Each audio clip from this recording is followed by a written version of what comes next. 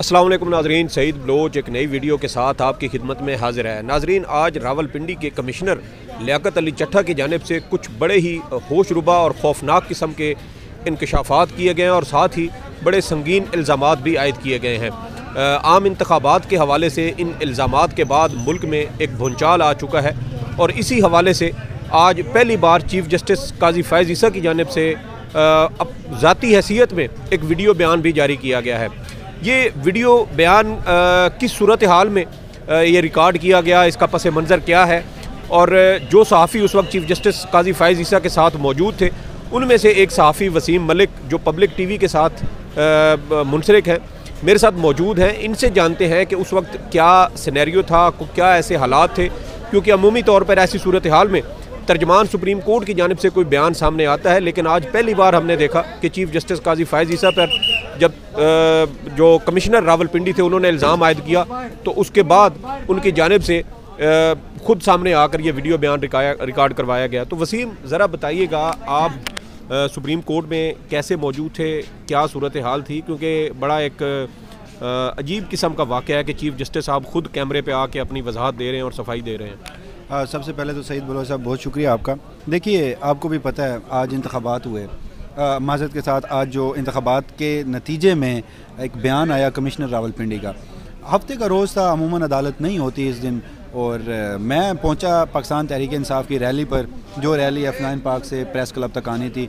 इसी इंतखाबात में जो मैंडेट पर डाका डाला गया उसके एहतजाज के सिलसिले में, तो F9 पार्क पहुंचने पर आप सब ने भी जैसे देखा वैसे मैंने भी सोशल मीडिया पर देखा कि कमिश्नर रावलपिंडी का इतना सख्त बयान आ गया। उस बयान में सिर्फ ये नहीं था कि 13 हलकों पर धांधली हुई, उस बयान में जो मेरे लिए सबसे अहम चीज़ थी वो ये थी कि उन्होंने कहा कि मेरे साथ इस धांधली में 2 लोग और भी मुलविस हैं और दोनों इस मुल्क के बड़े आइनी ओहदेदार हैं, जिसमें एक चीफ इलेक्शन कमिश्नर और फिर चीफ जस्टिस पाकिस्तान। अब बतौर सुप्रीम कोर्ट रिपोर्टर के चीफ जस्टिस पाकिस्तान का यूं बराह रास्त नाम लिया जाना मेरे लिए एक बड़ी खबर थी। और फिर अगले ही फिक्रे में वो कहते हैं कि इन दोनों शख्सियात को, यानी चीफ इलेक्शन कमिश्नर और चीफ जस्टिस पाकिस्तान को, मेरे साथ जो रावलपिंडी का कमिश्नर चौक है, कचहरी चौक है, वहाँ पर फांसी पर लटकाया जाए। तो उसी वक्त से मेरी जो एक सोच थी, या मैं जहां अटका हुआ था कि सुप्रीम कोर्ट ऑफ पाकिस्तान इस हवाले से क्या कोई रद्द-ए-अमल देती है या नहीं देती। खैर, उस सारे लम्हे में मैं प्रेस क्लब पहुंचा उस रैली के साथ। प्रेस क्लब पहुंचता हूं तो इतलात मिलती हैं कि शायद कोई जजेस का इजलास है या जजेस से कोई ओपिनियन ली गई है, मुशावरत की गई है। तो जैसे ही मैंने ये खबर सुनी तो फिर मुझसे रहा नहीं गया, बतौर सहाफ़ी, बतौर सुप्रीम कोर्ट रिपोर्टर, मैंने कहा कि यार इस तरह आजकल की जिस तरह के हालात हैं, बड़ी फेक न्यूज़ भी होती हैं, तो बजाय इसके कि इन इतलात पर जो आपको मौसूल हो रही हैं उन पर रिलाई करने के आप खुद वहाँ पर पहुँचें तो शायद आपको सूरत हाल का मुकम्मल और बेहतर इदराक हो सके। मैं सुप्रीम कोर्ट ऑफ पाकिस्तान गया, मैंने जाकर वहाँ इधर उधर पता किया कि यार इस वक्त चैम्बर में कौन कौन लोग मौजूद हैं। तो पता चला कि बाकी जजेस, मंसूर अली शाह और दीगर जो जजेस हैं वो तो जा चुके हैं। चीफ जस्टिस काजी फैज़ ईसा साहब अपने चैम्बर में ताहाल मौजूद है। अच्छा, इसी असना में मैं सुप्रीम कोर्ट ऑफ पाकिस्तान के बाहर लॉन में गया, जहाँ वो नाज़रीन के लिए मैं बताता चलूँ कि जो सुप्रीम कोर्ट के सामने एक तराजू जहाँ लगा होता था, आजकल वहाँ एक बुनियादी इंसानी हकूक़ का मकबरा मोनूमेंट बन रही है। चीफ जस्टिस काजी फैज़ ईसा साहब का ये ब्रेन चाइल्ड है। अच्छा, मैं वहाँ जाता हूँ तो माज़रत के साथ मैं वहाँ जाता हूँ तो 2 लोग वहाँ पर मौजूद होते हैं, हमारे साफ़ी दोस्त हैं, इमरान वसीम साहब और क़य्यूम सदीकी साहब। अच्छा, वो अपने व्लॉग में मसरूफ़ होते हैं, अभी वो इसी चीज़ में हम लगे होते हैं, बातचीत हमारी हो रही होती है कि मैं पीछे देखता हूँ कि एक बड़े से दरवाजे से, जो सुप्रीम कोर्ट का सबसे बड़ा मेन दरवाज़ा है, वहाँ से चीफ जस्टिस का, आप भी व्लॉग रिकॉर्ड कर रहे थे? जी, तो उसी हम वहाँ पर मौजूद थे और अभी व्लॉग रिकॉर्ड होना था, शुरू नहीं हुआ। व्लॉग किसका था? ये क़य्यूम सदीकी साहब का था। अच्छा, तो उन्होंने आपको इन्वाइट किया था? मतलब मैं जैसे ही वहाँ पर पहुँचा, इन्वाइट तो ऐसा नहीं था, मैं वहाँ पर पहुँचा तो ये सारा मामला हुआ। तो पीछे से चीफ जस्टिस काजी फैज़ ईसा साहब आए। मैंने अपने दोनों साफ़ी दोस्तों को बताया कि यार काजी साहब बाहर आ चुके हैं। अच्छा, मैंने आपको बताया कि पिछले 3 घंटे से मेरे जो माइंड में यही एक चीज़ चल रही थी कि इस लम्हे चीफ जस्टिस काजी फैज़ ईसा साहब क्या सोच रहे होंगे। तो मेरे लिए बतौर सहाफ़ी चीफ जस्टिस काजी फैज़ ईसा को यूँ देखना भी एक खबर थी। और काजी साहब आए, काजी साहब अपना उसी मोनूमेंट के इर्द गिर्द चक्कर लगाता है, तस्वीर बनाते हैं जैसे अमूमन आते हैं। परसों के रोज़ भी आप मौजूद थे, वहाँ पर आए। अच्छा, आप भी इस चीज़ को जानते हैं, नाज़रीन के लिए मैं बता दूं कि चीफ जस्टिस काजी फैज़ ईसा दीगर जजेस के साथ अदालती वक्त ख़त्म होने के बाद अक्सर यहाँ पर आते हैं, उस जगह का मुआयना करते हैं, और जब वो आते हैं तो सहाफ़ियों से, उनकी सिक्योरिटी की जानिब से भी, और बताते खुद चीफ जस्टिस भी ये कह चुके हैं कि यार वो ज़्यादातर सहाफ़ियों से इंटरेक्ट नहीं करते, लिहाजा हम सहाफ़ी वहाँ पर मौजूद होते हैं तो वो हमें भी ज़्यादा मुँह नहीं लगाते, ना ही हमें वीडियो बनाने की, तस्वीर बनाने की इजाज़त होती है। तो आज मैंने कहा कि इन दोनों दोस्तों से, अपने साफ़ी दोस्तों से कहा कि यार खबर बहुत बड़ी है, इल्ज़ाम बहुत बड़ा है, रियासती ओहदेदार है, तो चीफ जस्टिस से बात की जाए। उनमें से एक दोस्त ने कहा कि यार नहीं जाना चाहिए, चीफ जस्टिस बात नहीं करते। अभी हम इसी डिस्कशन में थे कि इतनी देर में वो जो क्या कहते हैं एक सिक्योरिटी एहलकार आया और उसने हमें वीडियो बनाने से रोक दिया। हम सिर्फ वीडियो बना रहे थे कि चीफ जस्टिस यहाँ पर क्या कर रहे हैं, तो हमने वीडियो खैर नहीं बनाई, जो जितनी बन गई थी वो हमारे मोबाइल में थी। तो इतनी देर में फिर हमारा ये तय हुआ कि यार जाकर देखते हैं, पूछते हैं, बात करने की कोशिश करते हैं, खबर निकालने की कोशिश करते हैं। अच्छा, ये बताएं कि क्या इससे पहले कभी अब्दुल क़य्यूम सिद्दीकी साहब ने आपको अपने किसी वीलॉग में इनवाइट किया है? नहीं, मुझे कभी व्लॉग में इनवाइट नहीं किया, और आपको भी आज का पता आज स्पेशल देखिए, स्पेशल भी नहीं, मैं आपको वही सारी बात बता रहा हूँ कि मैं वहाँ पहुँचा। अच्छा, मैं वहाँ पर जब पहुँचा तो वो ऑलरेडी व्लॉग रिकॉर्ड कर रहे थे, मतलब अभी वो फ्रेम सेट हो रहा था। आपको भी उन्होंने तो मुझे भी बिठाया गया, इमरान वसीम साहब को बिठाया गया, तो क़य्यूम सिद्दीकी साहब वो सिर्फ फ्रेम सेट कर रहे थे, तो अभी व्लॉग शुरू ही नहीं हुआ था। तो उसी असना में फिर हमने देखा कि क़य्यूम सिद्दीकी साहब मेरे साथ चले, इमरान वसीम साहब थोड़ा सा पीछे हुए। हम जब अंदर गए तो उनके जो लॉ क्लर्क हैं उनसे हमने पूछा कि हम आ सकते हैं, चीफ जस्टिस तो यहाँ आए हुए हैं। तो उन्होंने कहा कि ये पब्लिक प्लेस है, यहाँ तो कोई भी आ सकता है। तो हमारा हौसला मज़ीद बढ़ा। मुझे नहीं पता बाकी दोस्तों का वो क्या सोच रहे, तो मेरा थोड़ा हौसला बढ़ा कि जाना चाहिए, बात करनी चाहिए। अभी हम जा ही रहे थे कि हमने देखा कि काजी साहब ने हमसे अपोजिट डायरेक्शन में चलना शुरू कर दिया। मैंने ये सोचा कि यार शायद काजी साहब बात नहीं करना चाह रहे, तो बेहतर नहीं है एक सहाफ़ी के लिए कि अगर एक शख्स बात नहीं करना चाह रहा और सामने चीफ जस्टिस का एक मनसब है, चीफ जस्टिस पाकिस्तान है, उस मनसब का एक डेकोरम है, इज़्ज़त एहतराम है, तो यूँ ज़बरदस्ती और इस तरह की बेहतर नहीं लगता। बतौर कोर्ट रिपोर्टर हमें एटलीस्ट इन चीज़ों का ख्याल रखना चाहिए। तो मैं वहाँ से पीछे हटा, तो इतनी देर में चीफ जस्टिस काजी फायजी साहब, क्योंकि वो कंस्ट्रक्शन हो रही है ना, वो एक स्टेप हमसे नीचे थे, हमसे मुखातिब हुए और हमसे कहा कि जी अगर आप नीचे आ जाएं तो आपके जूते ख़राब नहीं होंगे। ये दूसरा एक जेस्चर था, मेरे लिए ये अनप्रेसिडेंट था, सरप्राइजिंग भी था। तो खैर हम वहाँ पहुँचे तो हाल अहवाल हुआ, और चीफ जस्टिस ने कहा कि जी आप हफ्ते के रोज़ भी यहाँ आ जाते हैं, आपको कोई घर नहीं है, आपको घर वाले कुछ नहीं कहते। बहरहाल परसों भी कहा था, परसों भी उन्होंने कहा था कि यार किसी लम्हे तो घर चले जाया करो, हमें भी कोई स्पेस मिल जाए। तो इतनी देर में एक साफ़ी दोस्त ने, हम तीनों में से एक ने सवाल किया, ऑफ द रिकॉर्ड सवाल किया कि जी आपके ऊपर इतने बड़े इल्ज़ामात लग रहे हैं। तो चीफ जस्टिस ने उस सवाल का जवाब देने से इनकार किया और कहा कि ऐसे सवालात ना, और ये भी कहा कि हिदायत भी की कि रिकॉर्डिंग नहीं करनी। खैर वो देखिए ना, कुछ एथिक्स होते हैं बेसिक, तो ना मैंने फिर सवाल किया ना हमने कोई रिकॉर्डिंग की। इसी असना में चीफ जस्टिस ने कहा कि चलें आप आ गए हैं तो आप अपने अगर मोबाइल की रिकॉर्डिंग ऑन करना चाहें तो यहाँ जो कुछ बन रहा है उस हवाले से मैं आपको ब्रीफिंग दे सकता हूँ। अगेन ये मेरे लिए तीसरा एक सरप्राइज़ था। ये चीफ जस्टिस अमूमन तो साफ़ियों से बात नहीं करना चाहते, आज वो कर रहे हैं। तो इसी उसमें उन्होंने फिर अपने लॉ क्लर्क और अपने सेक्रेटरी से पूछा कि क्या मुझे बता देना चाहिए यहाँ क्या बन रहा है, तो उन्होंने कहा जी बता देना चाहिए। तो चीफ जस्टिस ने कहा कि मैं आज पहली बार आपके सामने ये चीज़ें डिस्क्लोज़ करता हूँ। मोबाइल फ़ोन ओपन हो गए, माइक लग गए, मैं चीफ जस्टिस के साथ खड़ा था, उन्होंने इंजीनियर को बुलाया, इंजीनियर को बुला के हमें ब्रीफिंग देने लगे। 10 से 12 मिनट की ये रिकॉर्डिंग भी हुई और वो बातचीत भी हुई। उसमें मैं ये सवाल करना चाह रहा था, मैं बार बार उसी चीज़ पे अटका हुआ था कि मैं रद्द अमल चीफ जस्टिस का जानना चाहूँ, कमिश्नर रावलपिंडी का। लेकिन मेरे सामने ये भी था कि चीफ जस्टिस ने अगर ऑफ द रिकॉर्ड इस चीज़ पर इनकार किया है तो एथिकली मेरे लिए दुरुस्त नहीं है, मुनासिब नहीं है कि दोबारा वो सवाल पूछा जाए।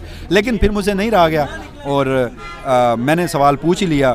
जब उन्होंने फंडामेंटल राइट की फिर से बात की तो मैंने वहीं से उनकी बात को काटा और टो करते हुए आगे कहा कि बुनियादी हकूक़ बात कर रहे हैं, बुनियादी हकूक़ का ही मामला है, इंतखाबात, और उस हवाले से आपके ऊपर इतने इल्ज़ामात लग गए हैं। तो मेरे लिए ये चौथा सरप्राइज़ था कि जो chief justice of the record हमसे नहीं पूछ रहे थे कि ये कौन सा बयान है, किसने दिया है, मुझे तो नहीं पता, जो उस वक्त सिर्फ ये कह रहे थे कि वो बात नहीं करना चाहते। फिर उन्होंने अचानक जैसे ही कैमरे ऑन हुए तो वो अपने पुरानी उसी टोन में आए।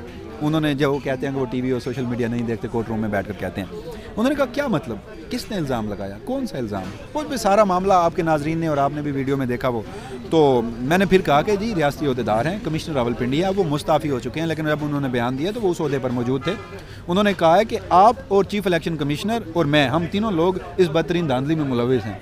तो चीफ जस्टिस ने कहा कि देखिए मेरा किरदार धांधली तक तो मुझे नहीं पता, लेकिन मेरा किरदार इन इंतखाबात में ये ज़रूर था कि अगर आप समझते हैं कि उस वक्त कोई इंतखाबात नहीं करवाना चाहता था तो मेरी इन्वॉल्वमेंट के बाद दो आइनी ओहदेदारों के दरमियान जो डेडलॉक था सदर मुमलिकत और चीफ इलेक्शन कमिश्नर के दरमियान, वो हमने ख़त्म करवाया, इंतखाबात की तारीख लेकर दी।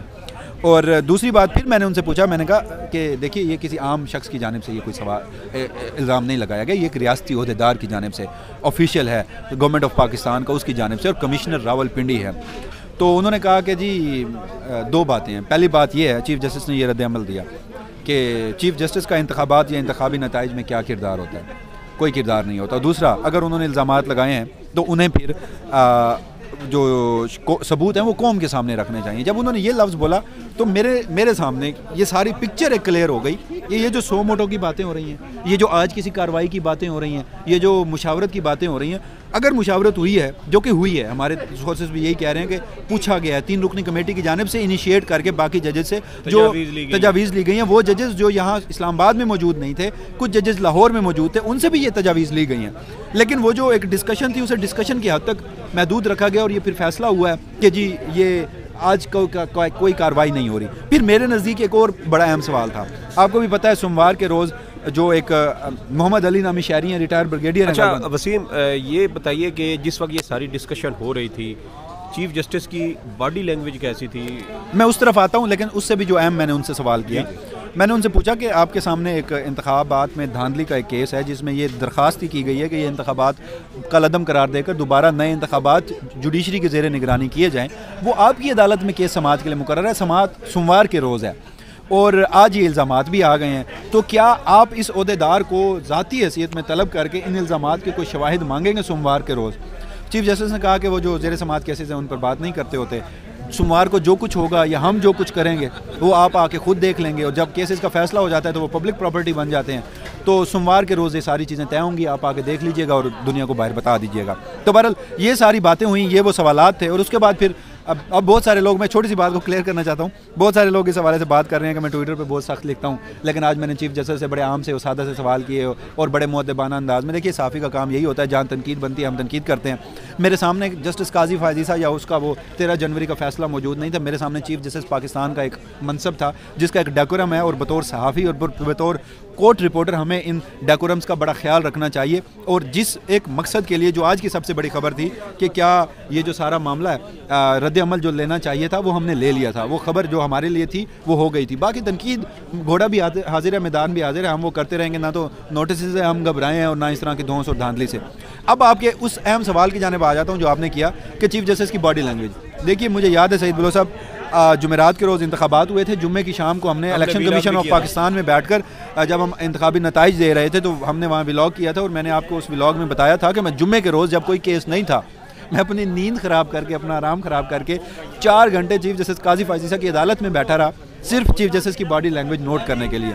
उस रोज़ से लेकर सोमवार के रोज़ फिर जो अगला अदालती हफ्ता शुरू हुआ और जुम्मे को ख़त्म हुआ, 5 रोज़, पहला जुम्मे का रोज़ और फिर अगले 5 रोज़, इन 6 रोज़ के दरमियान चीफ जस्टिस की ऑब्जर्वेशंस, चीफ जस्टिस के फ़ैसले, मैं अगेन आज अपनी उस बात पे कायम हूँ। और फिर आज जो मैंने एक्सपीरियंस किया चीफ जस्टिस की बॉडी लैंग्वेज से, कि जब से इंतखाबात हुए हैं चीफ जस्टिस पाकिस्तान जस्टिस काजी फायजीसा अपने फ्लेवर में नहीं है। चीफ जस्टिस पाकिस्तान जस्टिस काजी फायजीसा परेशान है। चीफ जस्टिस पाकिस्तान जस्टिस काजी फायजीसा इन इंतखाबात के बाद डीफोकस्ड है। चीफ जस्टिस तौर पे जो नताइज के हवाले से देखिए, एक शख्स, वो मुमकिन है मैं अपनी ऑब्जर्वेशन में गलत हूँ, मेरे पास कोई फैक्ट तो है नहीं, जो चीज़ मैंने देखी या जो चीज़ मैंने महसूस की वो मैं बता सकता हूँ। आप भी इख्तलाफ कर सकते हैं, चीफ जस्टिस भी इख्तलाफ कर सकते हैं, और वो हर शख्स का हक है। मामला ये है कि एक शख्स जिसकी लेगेसी ही इलेक्शन हो, एक शख्स जिसने इंतखाबात को पत्थर पर लकीर करार दिया हो, एक शख्स जिसने 3 नवंबर को इंतखाबात की तारीख दिलवाई हो, एक शख्स जिसने 15 दिसंबर 2023 को आरोज़ का जो नोटिफिकेशन है, लाहौर हाई कोर्ट का फैसला कलअदम करार देकर आरोज़ का नोटिफिकेशन बहाल किया हो, और वो शख्स एक ऐसा चीफ जस्टिस जिसने 15 दिसंबर 2023 को रात को अदालत लगाकर जब वो अगले रोज़ छुट्टियों पर जा रहा था, उसने इलेक्शन कमीशन ऑफ पाकिस्तान से इंतखाबी स्केड्यूल लिया हो, वो चीफ जस्टिस जिसने लेवल प्लेइंग फील्ड सुनी हो, वो चीफ जस्टिस जिसने 13 जनवरी 2024 को एक बड़ी मकबूल सियासी जमात, सबसे बड़ी सियासी जमात से उसका इंतखाबी निशान छीना हो, वो चीफ जस्टिस इन इंतखाबी निशान, इन इंतखाबात और उनके नताइज के बाद नॉर्मल नहीं रह सकता, परेशान होता है। हर शख्स इंसान है। और मैं अक्सर एक बात कहता हूँ कि चीफ जस्टिस काजी फायजीसा की मुझे वो तकरीर याद आ जाती है जब उन्होंने 2021 में, जब वो मुश्किलात में थे, उनके ऊपर रेफरेंस और बाकी मामला चल रहे थे या उनसे वो ताज़ा फारिग हुए थे, तो Islamabad high court bar association की एक तकरीब थी और वहाँ पर खड़े होकर उन्होंने कहा था कि अगर चीफ जस्टिस काजी फायजीसा का बस चले तो वो एक ऐसी तारीख की ब्लैक और वाइट लिस्ट बनाएं जिसमें किरदारों का तयन हो। उन्होंने कहा कि मेरी ब्लैक लिस्ट में जस्टिस मोहम्मद मुनीर से लेकर वो तमाम जस्टिस जिन्होंने पीसीओ के तहत हलफ लिया, वो तमाम जस्टिस जिन्होंने गैर आइनी फैसले दिए, वो तमाम जस्टिस जो सियासी इंजीनियरिंग में मुलविस हुए, और फिर उन्होंने साथ मुल्क के डिक्टेटर्स का भी नाम लिया कि ये तमाम जो किरदार हैं ये तारीख की ब्लैक लिस्ट में होने चाहिए।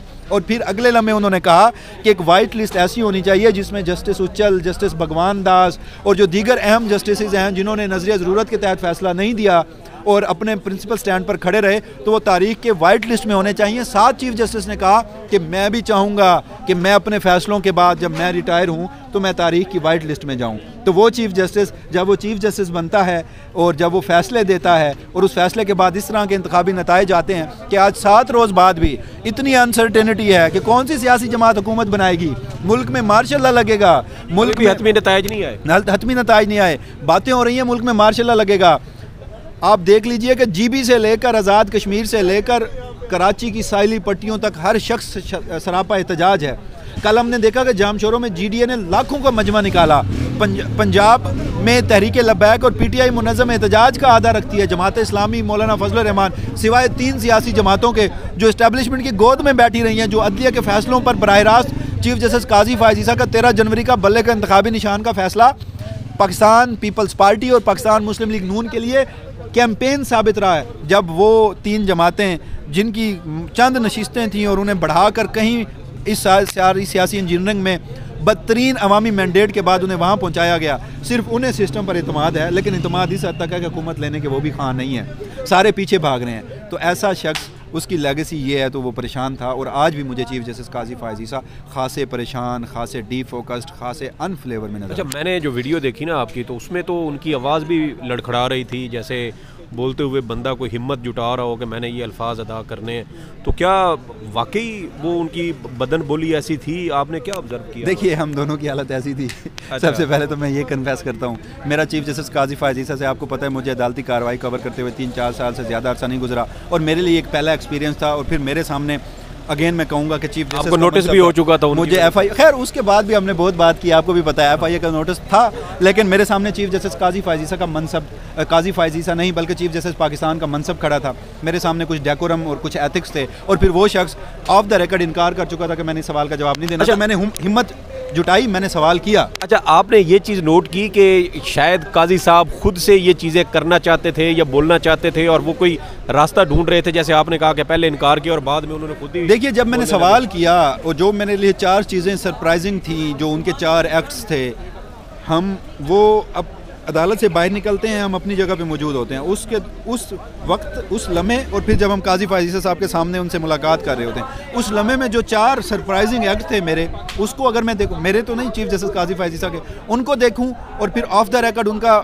ये कहना कि ये सवाल नहीं होगा, ये सवाल रिकॉर्ड नहीं होगा, और फिर ऑन द रिकॉर्ड जब मैंने ये सवाल किया तो वो मुकम्मल तौर पर रिस्पॉन्स दे रहे हैं। उन्होंने मेरे 3 सवालों का जवाब दिया, 3 सवाल मैंने किए, तीनों सवालों का जवाब दिया। तो मैं इस नतीजे पर पहुंचा हूं कि जहां वो उनकी ज़बान लड़खड़ा रही थी, वो अपने फ्लेवर में नहीं थे, वो अपने रंग में नहीं थे, वहीं अगर मैं भी ना होता, अगर मेरे सवालात भी ना होते, तो कहीं ना कहीं मुझे ये वाइब आ रही है, मुमकिन है मैं गलत हूँ, वो आज ये बयान जारी करते, चाहे किसी और सूरत में करते, कोई और सहाफ़ी पूछता, कोई और सिचुएशन होती, लेकिन ये बातें अब आप और मैं डिस्कस ज़रूर कर रहे हो।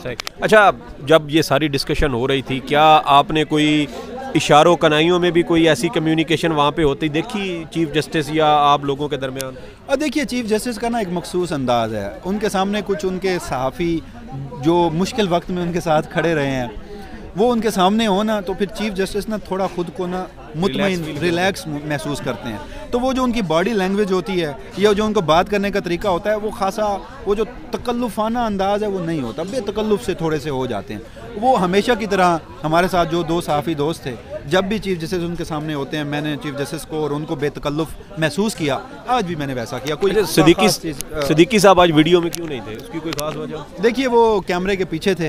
अच्छा। और अब मुझे नहीं पता, ये सिद्दीकी साहब को बेहतर पता होगा कि वो कैमरे के सामने क्यों नहीं आए, उन्होंने वो सवाल क्यों नहीं किए, मेरा इंतज़ार क्यों किया, या उन्हें कैसे पता था कि मैं ये सवाल करूँगा। क्योंकि 12 मिनट के बाद मैंने हिम्मत जुटाई और मैंने 3 सवाल किए। जब मैंने 3 सवाल किए, उसके बाद इमरान वसीम साहब ने 4था सवाल किया, और फिर उसके बाद अब्दुल क़य्यूम सिद्दीकी साहब जो हैं वो कैमरे के पीछे थे, उन्होंने एक 5वां सवाल भी किया। तो अब ये क़य्यूम सिद्दीकी साहब बेहतर बता सकते। अच्छा, आप जब रवाना होने लगे तो फिर उस वक्त वो गाड़ी में बैठते हुए क्या गुफ्तगू हुई थी आपकी? देखिए, क़य्यूम सिद्दीकी साहब से मैंने पूछा कि सर, ये आज हमारे लिए तो एक अच्छी खबर है और अच्छी खबर इसलिए है कि हमारे खबर निकली है, बड़ी खबर निकली है। तो क़य्यूम सिद्दीकी साहब ने, सीनियर है हमारे, उन्होंने मुझे ये नसीहत ज़रूर की कि जब इस तरह का कोई बड़ा वाक़या हो तो आपको फील्ड में आना चाहिए। उन्होंने कुछ अपने माजी के वाक़यात भी बताए कि जी जब कोई बड़ी उन्होंने एक्सक्लूसिव ख़बर निकाली, उन्होंने स्कूप निकाला, सीनियर कोर्ट रिपोर्टर हैं तो वो फील्ड में आके ही निकला। तो उन्होंने मुझे भी वही नसीहत की कि इस तरह का कोई भी बड़ा वाक़या हो तो घर बैठने के बजाय, ऑफिस में या कहीं आवारा बैठने के बजाय अगर फील्ड में आएंगे तो आपको खबर मिलेगी। तो बहरहाल मेरे साथ तो ये एक्सपीरियंस हुआ कि मैं वहाँ पहुँचा तो मुझे खबर मिली। अच्छा, उन्होंने ये नहीं बताया कि जिस वक्त वो वहाँ पे वीलॉग रिकॉर्ड करने की कोशिश कर रहे थे उसी वक्त चीफ जस्टिस साहब बाहर आ गए, ये कोई इत्तेफाक था? देखिए ये बात मेरी क़य्यूम सिद्दीकी साहब से नहीं हुई, लेकिन मैं आपको एक और बात बता दूँ।